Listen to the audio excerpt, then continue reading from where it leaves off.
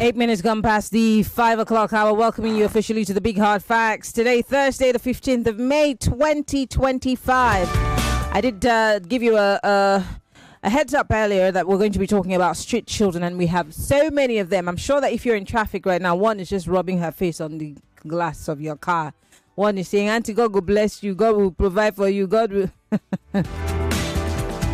But we're not just going to talk about them in isolation. We're going to talk about them vis-a-vis the child's right law and the fact that Lagos State has domesticated it. But yet, children of school age are still roaming the streets. What could be responsible for this? Well, I'm being joined in the studio by my guest, who obviously will be helping us make sense of what's been happening here in Lagos and why we're unable, or seemingly are unable, to deal with this menace. Call it what you want. My guest is Abimbola Ojenike. He is the co-founder of Destiny Trust, and he will be telling us what Destiny Trust is about. Of course, they are a non-governmental organization that cares about children, but he will tell us exactly why they decided to toe this part. Today, we're talking about the growing menace of street children and the issue of begging in Lagos. It's become such a problem. I remember one of those days I went jogging, and these kids do not make a mistake to give out anything, because they would mob you literally. I think a lady was trying to give out food, and they came like bees. It was crazy. But let me start by welcoming you to the show, Abimbola. Thank you so much for coming into the studio, and You're welcome. Thank you for coming in person. It's great to be here. Lovely. Before you tell us about, your NGO and why you are interested in these street kids, why do you think that we have so many of these children, and not just the ones that are imported from outside of the state, even the ones that are in the state? Why are they increasing in numbers? Okay, thank you so much. I think the primary factor is the economic pressure. When the economy gets really hard, families find it really difficult to take care of their children. You then see many children who are taken to the streets. So it's one major factor. And then the second major reason is the insecurity around the country. So many of the children that you see on the streets of Lagos, it's very important to mention that a good number of them are not Lagosians by origin, but that doesn't really count. There are children displaced from different parts of the country, especially the northeast. So you have all of those people who are coming to Lagos looking for safety. They come as a family at times. The family is homeless in Lagos. There is nowhere at all for them to sleep at night. So you see that children no longer have that place you can call a place of protection for them. And then the next thing is to spend a few hours on the street today playing with some people. You sleep there. You don't need to go back home to the parents anymore, because indeed there is no way you can call the home. So that's a major problem. So two things: the economy, and number two, the insecurity around the country. I want to go back to the child's right law. You and I were just having a tete-a-tete before we started the conversation, and I told you how my state was also one of the few states that were quick to append their signature to the whole Child's Right Act at the time, before it became a law. And we had a process that helped us keep these kids, because we like it or not, these kids go to every part of the country. Yes, they are everywhere. Absolutely. They're in Port Harcourt, they're in Calabar, they're in Akwa Ibom. Then the onus is on the state to, deal with the situation. For example, back in the day, I don't know what happens now in my state, but back in the day, a child of school age should not be seen on the streets when it's school time. Whether they are hawking, they are just jaywalking, you are not allowed to, because they will pick you up, go find whoever the parent is, and arrest that person. Yes. And make sure that child is placed in a school, whether it's a free school, but the child had to be, so it was a thing. And parents, no matter how bad things were, you will go and sell the market, the child will go to school. It was a thing. But then I don't see that happening in Lagos. Lagos is doing that as well. So there is, and it's done frequently. You see those that they call the Kai and officers. They go with the truck they go to different parts of the street to just pick kids. Now, the real solution is not in picking children, arresting them, and possibly looking for adults that are exploiting them. There's a bigger issue.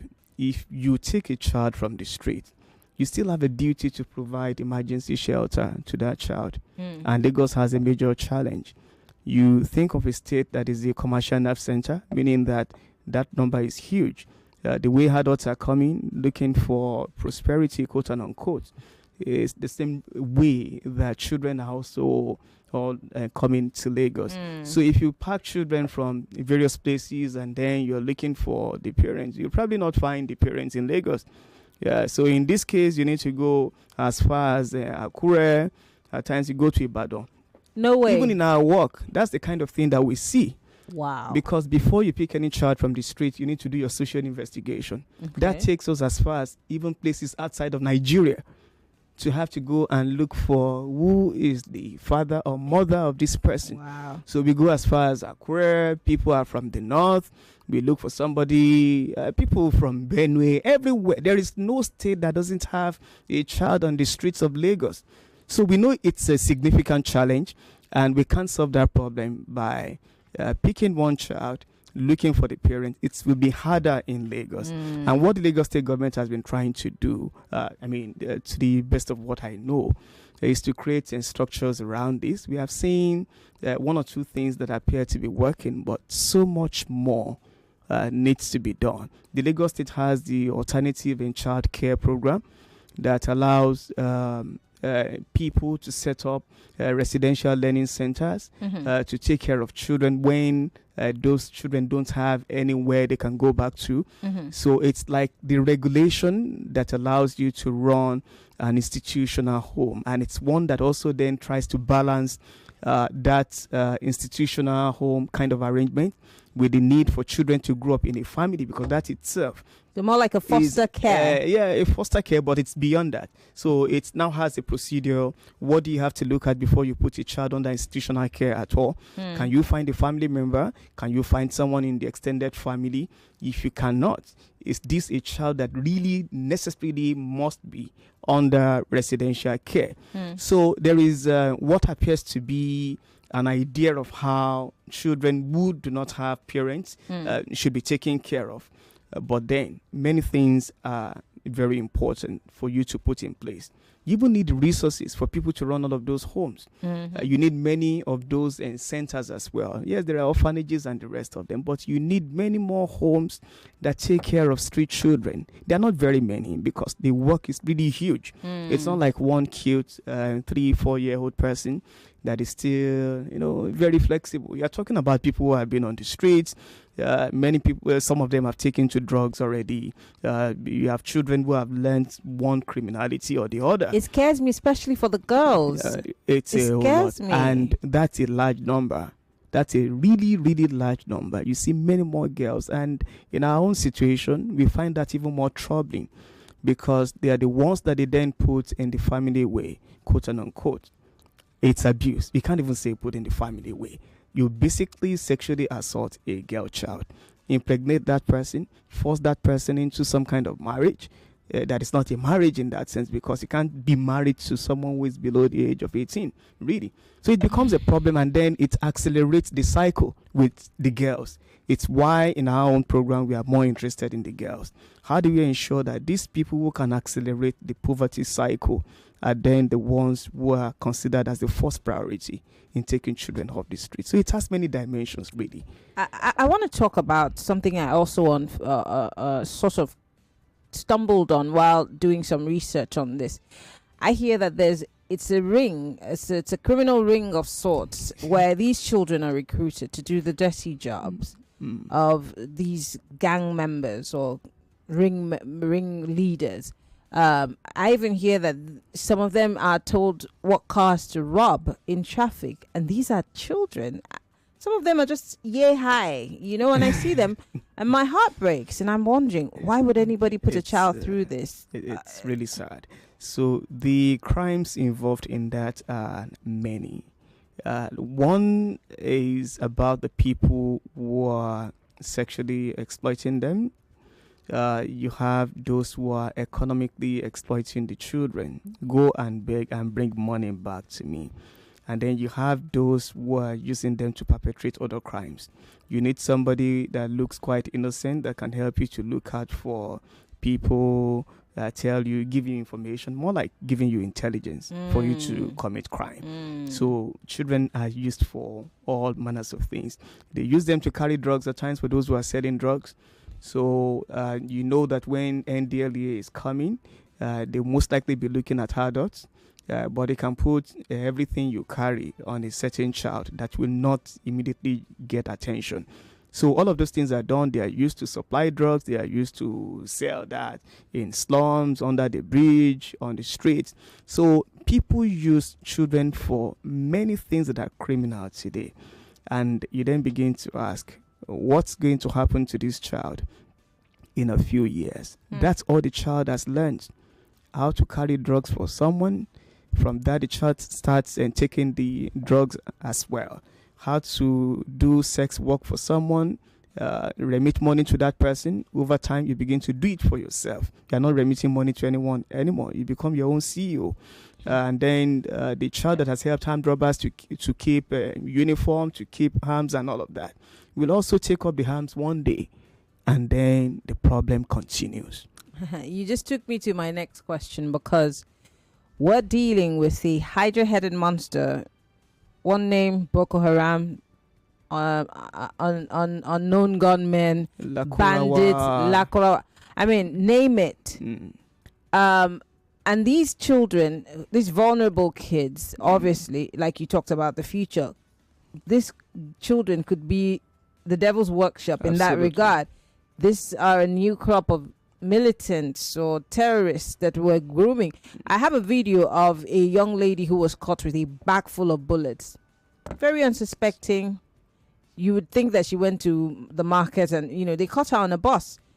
Wow. Her body language was very nonchalant. She couldn't be bothered. She didn't feel like... even when they caught her, she acted like... So she's already hardened. She has already been, radicalized, and God knows for how long.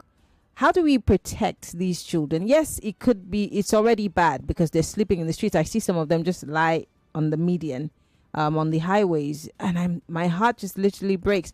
How do we protect? Because again, like you said, Lagos it's tough for Lagos because of how it is, but something has to give, right? So what are the proposals that you have as an organization presented to the government and how to deal with this, because we have to start somewhere? Okay, so it's many things, and I think we need to begin to think of how to have more educational institutions that have residential facilities as well. So if you take someone off the streets, you understand that your primary goal is to ensure that the person is rehabilitated and put back in the school system. You need a stable environment for that child to continue to go to school, because that's the problem we have today. For those who are running after vehicles on the streets, you can't put them in school easily if you're not going to provide accommodation to them. So it's an integrated approach. So we need to then realize that for the number of children we have on the streets of Lagos, we need real educational institutions. Let's not call it orphanage or home. That's not the goal. The goal really is education. How do we ensure that they have a school that provides shelter to them as well and all their basic needs? Now, we can then shift the focus on the parents. Who are the people who put the children on the streets? We need clear data on all of this. We need to know who is who. What's the problem? Why are you putting a child on the street? If you understand their situation, their economic condition, we understand the social circumstances. Is it about parental separation? Is this poverty in the real sense? Is this due to insecurity? It can then help us to attend to different segments of children. We can create a solution around that. But the very first thing is data. But we cannot wait for us to have the right data before we begin to address this problem. Let us first have a situation where children can readily access education, then we are thinking more long term. Where's the data? Can we know these people? Can we know the conditions that put them on the streets? Today, you still can't tell how many street children you have in Lagos State. People will tell you have 100,000. Lagos State government will never accept that. What? Yes. Government will not accept that. I'm not even saying that data is credible. People will tell you that in Nigeria we have up to 7 million. They have been saying this 7 million since the year 2003. Are you saying that the number is not increasing or It's decreasing? more than doubled. It means that we don't even know the size of the problem. We don't even know the dimensions of the problem. Does that not also show solve. that we don't necessarily care enough to collect that data? Yes, it shows that we do not care enough because we are not ready to do what it takes to solve the problem. Because bringing the lens closer to the problem then helps you to see what the issue is. You can't run away from it after discovering what it is. So if you do your research now, you invest so much in that. Now you have credible data that can tell you who is who, where are they coming from, what's their problem. And after that, that data becomes available to the public. We can then begin to see the real face of the monster that we have here. We can then see that for real. When people tell you that Nigeria is sitting on a ticking time bomb, it's not a way of talking. We are indeed sitting on a ticking time bomb. So we cannot do that research today, or there is no political commitment to do that kind of research, because the moment you know, then problem starts. People will hold you by your trousers. We have to go on a break.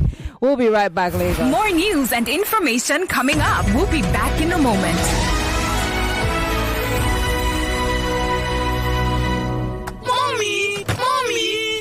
To watch YouTube. Not my phone again. Every time YouTube. Oh, mommy, I want to watch YouTube. You want to watch YouTube? Not with my phone. Go and watch TV. But there's no YouTube on our TV. That's before. With the new Airtel Smart Router, for just 25,000 naira, you can watch YouTube and more on any TV, even our own TV. Really? You're welcome. Turn any TV into a smart TV with the Airtel Smart Router and watch Nollywood movies, football, and lots more on YouTube with unlimited data for 30 days. Airtel, a reason to imagine.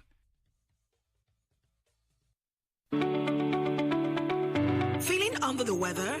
Tired of getting sick? Menace from Vitabiotics can help. Menace is a supplement packed with vitamins and minerals like vitamin D, zinc, and selenium that support your immune system. With Menace, you can boost your natural defenses and fight infections, reduce your occurrence of illnesses, enjoy faster recovery, and better energy levels. Menace from Vitabiotics, trusted partner to keep you healthy. Available at pharmacies near you. No be party jollof this thing. I beg, make nothing hungry you again today. I am pregnant where every day follow talk so. Neighbor, I beg, neighbor, just one spoon. No wahala. Chef, what can be your secret? Now, Mr. Chef Seasoning Powder. Mr. Chef Seasoning Powder. Get spicy stew, goat meat, fried rice, and roasted beef from great aroma to great taste. Elevate every meal with Mr. Chef Seasoning Powder. Chef. Every day when my children return from school, I don't recognize them. Hello, do I know you? It's us, mommy. But these dirty, sweaty uniforms and socks were clean in the morning. Everything don't transform. I understand though. School is hectic. It takes energy to come home this transformed. So I make sure they have some nutritious Milo at breakfast. Your kids need nourishing energy. Give them Milo at breakfast. It has nutrients that support energy release to help them get the most out of their day. Milo, energy to go further. Milo. Oh, what did happen now? No bonus for all my line. No panic, as MTN don't carry better gist come. Every 6 minutes you talk, MTN go dash you 3 extra minutes. Fiam to enter MTN better gist. Dial *123 *2 *1 hash or text BG to 312. T and C's apply. It's amazing how your child grows up before your eyes. Enable their thriving development and the care they need with the new NanKid 4, with HMOs to support your child's development, probiotics to help your child's digestion and development, and high-quality proteins to support age-appropriate growth. And all of these work together to support your child's development and growth today and tomorrow. NanKid 4, nourish your child's potential. You define better odd. I bet you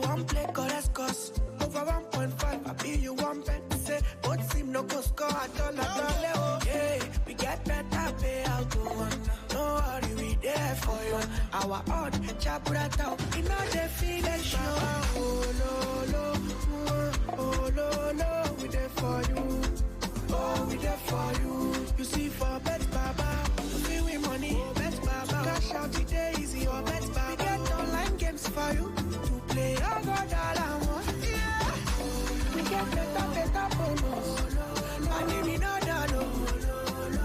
Yeah, now Bet Baba, they are so. Cash out, no sharp. Oh, darling, no. Welcome to Bet Baba. Register now on betbaba.ng. Not for people under 18.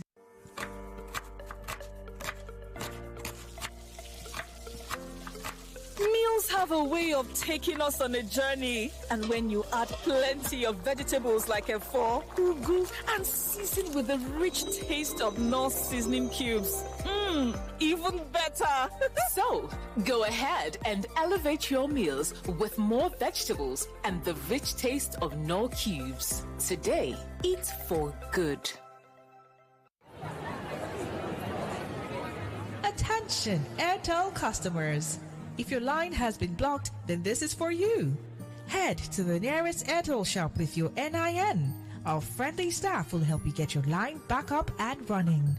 Don't let a blocked line keep you out of touch. Airtel, a reason to imagine. 99.3 Nigeria Info, your number one station for talk. Let's talk.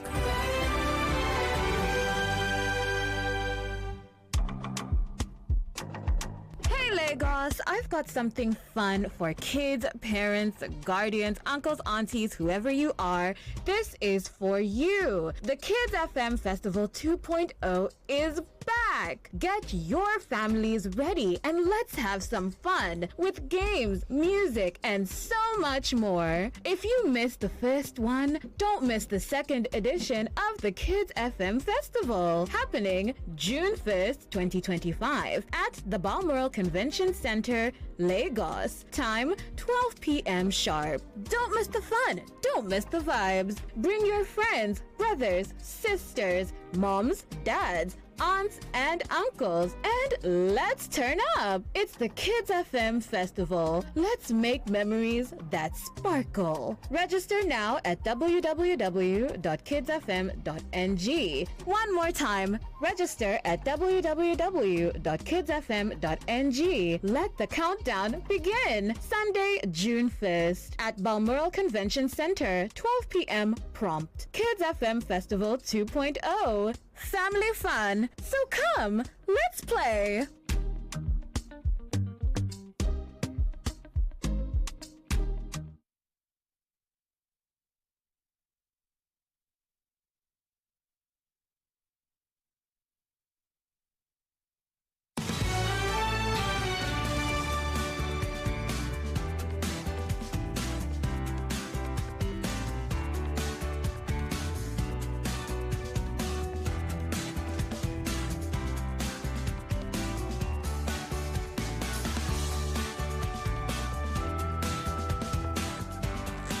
All right, we're back. We're live. Facebook.com/Nigeria Info FM. We're also live on YouTube, Nigeria Info FM. This is Hard Facts, 99.3 Nigeria Info. I am Maryann Okon. I'm still being joined in the studio by my guest, obviously, as we're talking about the issue of street children and street begging in Lagos. Isn't it a menace yet? Can we deal with it? Is the Lagos State government applying the much pressure? Is there intentionality in dealing with this issue? Do we even have the data to help us deal with the situation? Like my guest said, are the figures correct? Where did you get these figures from? Where did you get the polling from? These are some of the things that we need to address. Abimbola Ojenike is the co-founder of Destiny Trust. Abimbola, before we went to that break, you were talking about data collection, which will help, which is the first step. And you said the Lagos State is trying, but is it something that the Lagos State government would need support from other people to be able to deal with the issue? For example, the name that comes to my head is, let's say, Hairs Holding, Dangote, and other, well-meaning organizations to support this initiative. Oh, yes, it's possible with social sector collaboration. Mm-hmm. And it's very important because if we are looking at it as a government's problem, yes, primarily it is a government's problem.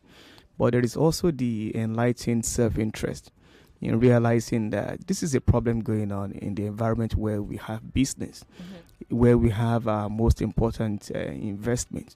So if you have children growing up around you who are becoming a problem to the society, then your investment is not safe in any way. So you might as well then, collaborate with the government. Let's even know how big this problem is. What are the dimensions of this problem, and how can we collaborate to solve the problem? It then even drives the government beyond admitting that it's a public duty. Yes, it is a public duty, but the social sector is coming together as well to say, no, you have to prioritize this problem, because there is no future for as long as these children are on the street. The future is just as bleak as what we see today with the kids on the street. For someone who's dealt with street kids, in reality, and I know this question might sound funny to you, the child that's on the street child, that child that is taking up the duty of last mile officials. I wish I could play that video now. Every time I'm going home in the morning from the gym at about 8:30, 9 a.m., there are no last mile officials. By the way, the traffic lights are not working. No last mile officials. And these kids who are just this tall are the ones who are now traffic wardens, and anything could happen. Do those kids have the same rights as the child that lives in your house and my house? How come we're not prioritizing those rights? It's the tough reality. I mean, all children are the same. The one in your home and the one on the street. And it's exactly the problem we're talking about. So if you care so much about the one in your home, then you should think about the one on the street as well, because they will live in the same society one way or the other. So, I mean, it's a sad thing to see children who are controlling traffic. Nobody put them there to control traffic, but joblessness. And then they begin to see a sense of relevance as well. Just being there, if there is traffic and last mile officer has not come to duty, I can as well help to control. Why is the last mile official not there? So maybe the last mile officer is also held in traffic somewhere. Yeah, before getting to work, or most times, especially for the Lagos Island, many of them are not even living close to where they are working. So can they afford accommodation at Lekki and Victoria and Ikoyi? The way they obviously, maybe distance as well. So the children will take her. Nobody has put them there. Nobody is happy to have them there. But nature abhors a vacuum. So somebody will do the work, and the children are always there. They are present anyway. Yeah. How many children have you successfully worked with? And because I'm most curious about the challenges of keeping them and them going, because like you said, some have become addicted to drugs, some prostitution, some have been raped, as a result of them, or abused because they're on the streets. They have nowhere to lay their head. What are some of the challenges you faced in dealing with or rehabilitating these children? Okay, so the major challenge really is where to reintegrate the children to after institutional care. Our program does not seek to raise children in an institutional environment for long, because we know the family is still the best place for them to grow. So the question is, so when you take care of a child for 2 or 3 years or even less than, you need to reintegrate that child into the society. That's the major problem we have, apart from, of course, the resource inadequacy issue. That is the problem of many projects. So the question is, you can't take that child back to the same family that failed to take care of the child in the first instance. We want to reintegrate, but the family that had no means of livelihood then is still poor. So the child has been raised, maybe now in the university, they are coming back from school, there is no home to go back to. Or if a child was abused in the home, when you rescue the child, do you then say, okay, go back to the same place at this time? So we will continue to look for many other alternatives. Can we have responsible families that are willing to take on the responsibility for foster care? Can we put some of them under what Lagos State government calls the supported independent living kind of arrangement, where people who are transiting from residential care can then be able to live as independent adults, but still in a disciplined environment. So that then means that we need to begin to think of many more structures and arrangements to ensure that these people have sustainable care beyond our residential care program. So the reintegration point is still a major problem for many projects like ours. You raised a question about how many children have we raised. Yes, we have different categories of what we do. So for our school enrollment project, which is across the country, in the past year, for all the people who passed through different aspects of our program, we had 2,339 of them across Nigeria. That's quite a number. Yes, but for those under residential care, since we started, we've had about 120 children. Those are the ones we are raising. We are like parents to them. They live there. We attend to all their needs. We have a good number of them in the university now, from University of Lagos, University of Ibadan, University of Ilorin, Kwasu, and other places. And that's just fine. It's the toughest part of the work because you have to journey with them. It's not a quick fix. Nobody can fix a street child in 1 week, or by just carrying them from where they are to one place. It's a journey. It's a lifetime journey you start with them. So it's the tougher part of the work. So you can't even scale that quickly. So it's why I think we need many more structures that are not necessarily like orphanages and the rest, but people who want to provide like alternative care to children just for the purpose of education, because that for us is the most critical. It's beyond the sentiment of, hey, they are hungry. If you feed them today, will you feed them in the next 15 years? Yes, but it's okay if you're feeding them and at the same time they are going to school, they are learning things. And that's why our program is integrated. You have the one that empowers them with technology skills and hard skills to ensure that when they are 18, they are then able to stand on their own. And then we give them education, not so that they can be able to read and write alone. We use education as a means of tangible empowerment. We want you to become just like us. You can become a lawyer. You can become a doctor. You can be useful to the society. So you're giving them a future and a hope of Absolutely. sorts. That's exactly what we try to do. I want to talk about the fact that we are, whether we like it or not, politicians are already campaigning, strategizing as to what they want for 2027. And not to sound selfish, but should this not be part of the demands that we should be placing on these politicians, whether they be at the local, or national, or the state level?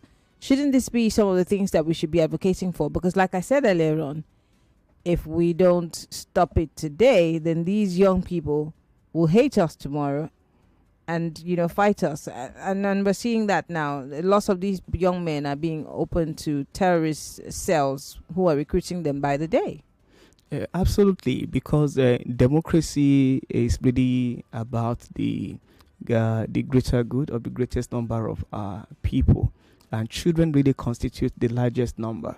They are more than the rest of us in the real sense, but they are the people who don't go to vote at all. They don't even have the right to do so. So we are the ones to take up the responsibility to speak for these people, to set the agenda right for them. So we can't continue to talk about the things that really do not count. If you're talking about the greatest number of our people, these are the people, they are the children, and then these people are the future also. So there is nothing to hope for if we don't cater to them. There is nothing we are building. There's nothing about building a nation when you leave behind the children. They are the future you're trying to build. So we have to build our young people. It's not even a good way of talking or how to sound nice or how to be political. There is no sense at all if we don't put children first. We have to put them first. Their education, their care, their empowerment. That's when we can say we are starting as a country. Yeah. Every other thing is just playing around. And that's what we are doing right now. Mr. Ojenike is here with us in the studio. Let's talk Lagos. What should we be doing that we've left undone in terms of these children? Yes, most of them may not necessarily be from this part of the world, but are we making sure that we protect the future of these children? And what can we do as a people? Don't forget, we've heard that government is trying, but it's not trying enough. What do you think can be done? And in addressing these kids and the problems that they face, especially for the girl child, teenage pregnancy, VVF, STIs, and all kinds of things, especially for those who are raped and abused every other day, what sort of future, what precedents are we setting for these children? And I have a friend who always says the only crime that these kids have committed was to be born in Nigeria. Let's talk. 0201-277-0993. That's 0201-277-0993. You could join the conversation on 0201, I beg your pardon, 465-7190 if you are a lady, 0201-465-7190. And on WhatsApp, it's 08095975-805. We're live on Facebook and on YouTube. Join the conversation. You have 60 seconds. Please go straight to the point. Hello. Yeah, good evening, Maryann. Good evening, First of all, Maduka. I don't have much to say except to commend your guest for the work he's doing, and pray that God will strengthen him and fill him wisdom and many ideas on how to go about the job. And one thing, Maryann, you are. I must say this thing today. You are one of the most hardworking journalists I've ever seen. You make sourcing resource persons, guests, like a walk in the park, and you keep it coming every day, and you must be. I commend you, and I hope Femi is listening. A bonus should come, Femi. Come on, thank you. Thank you. I hope Femi heard that. Thank you very much for calling. Hello, welcome to Hard Facts. Hello, Maryann. Good evening. How are you today? I'm fine, thank you. Okay, I really commend the great work that your guest speaker today is actually doing and is our team. Actually, Otemis and Korea of blessed memory always give us this data. They can definitely go back and look out for these data and update them and run with it. But for the children, I think what can be done is also, when people are looking for children, they go to to government offices where they do foster care.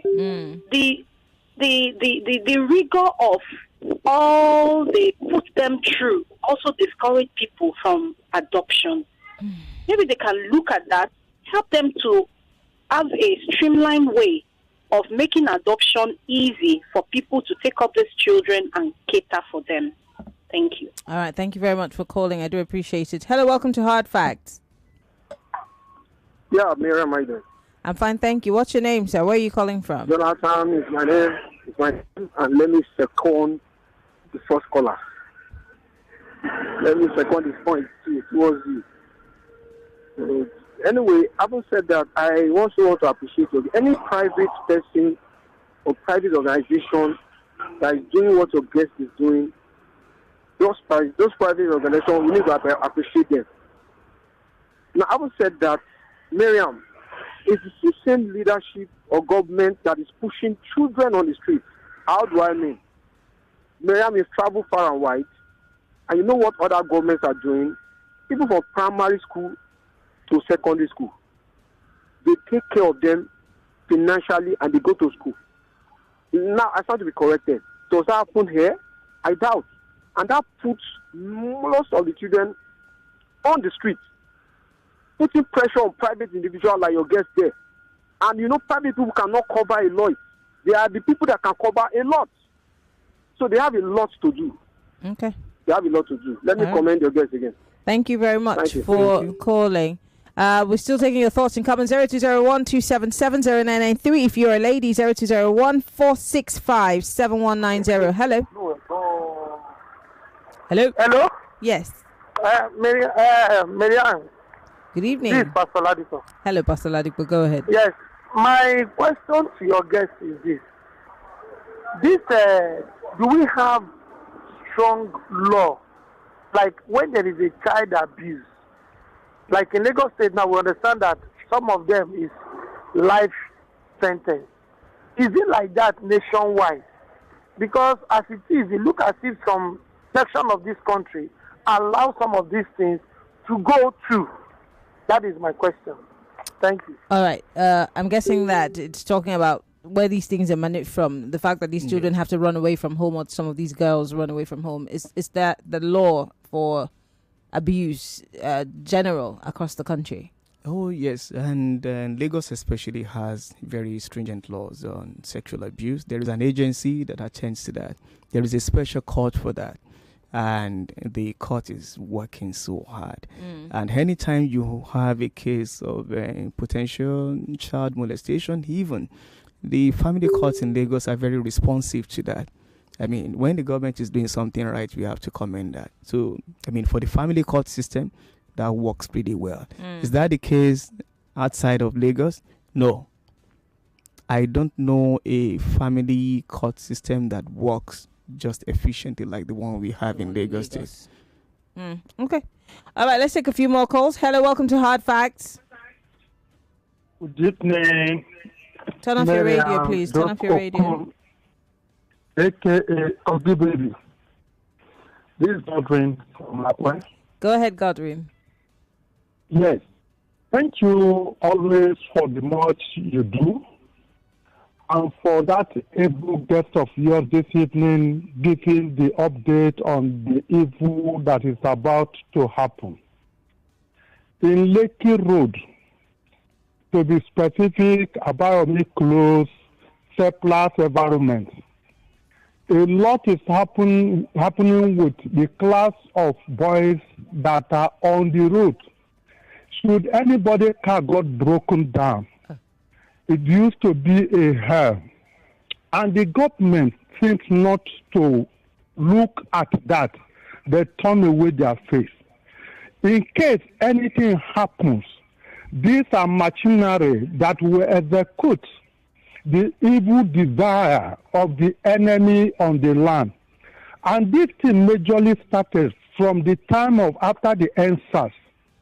And the current government, not much is being done toward that environment. How do we get this thing eradicated before they become a subject of engine for what in case of any incapacity on the land? God bless you, Godwin. and keep on your good work. Thank you. And by the way, Godwin is a retired soldier, and that's why he's concerned. I think he's talking about Aboyade. Yes, I know. Yes. And surprisingly, there's a school. There are two schools actually on that. The Kuramo School, yes. the Victoria Land Secondary yes. School, Woyaya School as well. Yes, so quite a number of them. I'm just worried, and this is not just about the kids. Yes, these young boys are now doing it, but then, if you go down to the mainland, you have the older Agberos doing the same thing. For those people you are talking about, you would then think that because school is closer to them, then they should go to school. They can't go to school. The reason is that many of them are already above the regular school entry age. So where did they start from? They never went to school before for a good number of them. Maybe some of them stopped in primary 3 or 4. So will secondary school take them because now they are teenagers? Or will they go to primary school and a teenager of 17 years or so will then go and sit with people in primary 2? It's a problem. So if we want to solve this problem, then we need a different kind of school for those who are even above the regular school age. To get some level of formal education. Yes. Accelerated education for them with vocational skills. So in about 3 years, you can cover basic education and you're learning skills at the same time. So we can't say, okay, take school back. Let's take you to school. Which school will take the person that has spent so long on the streets and now the person is a teenager? They won't even accept to enter school. They are bigger than the teachers in school even. Oh, yes. Oh, yes. I have a friend who was a core member who was a teacher in Bielsa, and she said she was afraid of the children that she was teaching because they were all grown adults, and they would wait for her, outside to beat her. That's it. So this is the same case. But let me read a message here. This one says, this one's from Ayo. It says, Maryann, government is not doing much on children begging and moving around. Every bus stop has them, especially girls. there should be a bill to criminalize it, but there is obviously a law. It's already criminal to do all of that. Yes, there is a law. Unfortunately, there's no intentionality to implement it. Henry here from Agric in Ikorodu says some of those children are actually not from this country. In K2, especially Ilele bus stop, you'll see them across the road begging while their mother most times looks from across the road and says, God bless, God help us. At least those ones even have mothers. Some have nobody. I think I can take one quick call before we go. Hello. Hello. Hello. Good evening. Good evening. Go ahead. Yeah. If you come to Liverpool, can you hear me? Yes, you have 30 seconds. Yeah, you will see a lot of those boys on the road is too much. And I want to tell government that government is to provide a work for those children that are doing nothing. So imagine if they finish school, that are doing nothing and know where to start. So I feel that every report is from government. Okay, all right. Government does have a role to play, whether we like it or not. These conversations are had so the government can hear us, can understand the enormity of the problem that's ahead of us. But I want to say thank you to you for doing the work that you do, because the world needs more people like you. And I want to appreciate you. Once again, welcome. We have been talking with Abimbola Ojenike. He is the co-founder of the Destiny Trust, and Destiny Trust works with a lot of street children. Thank you for coming on the show. We really appreciate it. You're welcome. All right. Lagos, that's the show. I'll be back tomorrow with Hard Facts Awards. Bye-bye. More talk, news, and sports after this. For 3 great seasons, the fans have fought with passion and fire. Their best they brought. The banter was bold, the debates were tight. Each word a weapon, each match a fight. But now it's bigger, the stakes much higher. The battle returns and it's full of fire. Fan Battle 4 with Femi and the gang on 99.3 Nigeria Info. The stage is bang. In partnership with Sports Salon, we raise the game with glory, honor, and a shot at fame. Think you've got what it takes to score? Then step right up. It's time for more. Fan Battle 4 starts Tuesday, June 3rd through July from 7 p.m. weekdays on Nigeria Info. Fan Battle 4. Let the battle begin. Anything I want. Mama, they don't dash me 20 times. 99.3 Nigeria Info. We are more than just radio. Subscribe to our YouTube channel at Nigeria Info FM. Check us out on Facebook at Nigeria Info 99.3. Follow us on Twitter at Nigeria Info FM and on Instagram at Nigeria Info FM Lagos for live updates as it happens. 99.3 Nigeria Info. Let's talk.